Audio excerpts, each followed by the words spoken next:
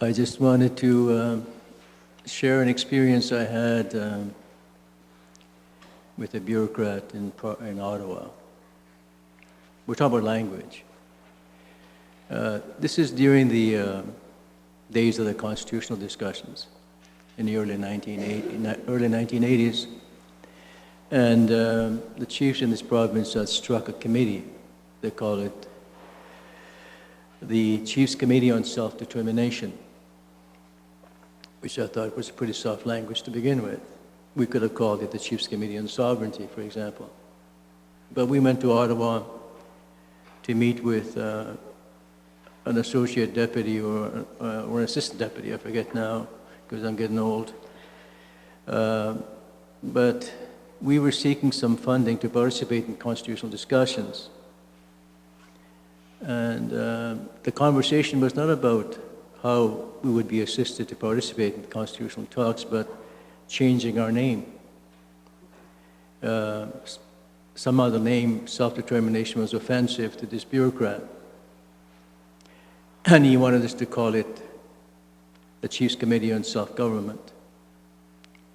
When we talk about language, I think that gives you an idea about the discourse that we now have with Canada, of perception that they are in power and that we have to fit in.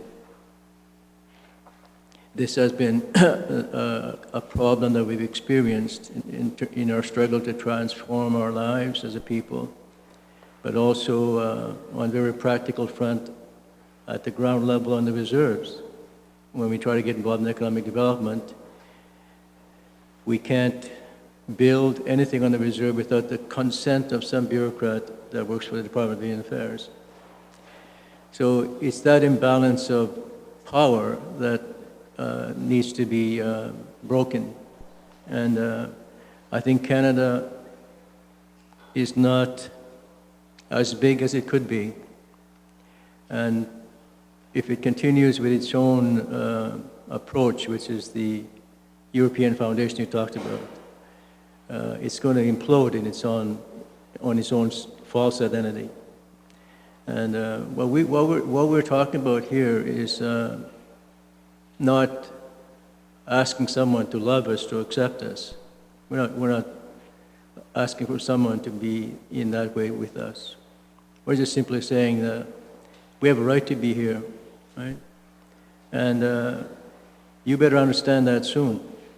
And we've been talking to you for a long time now with your language, but it's gotten us nowhere.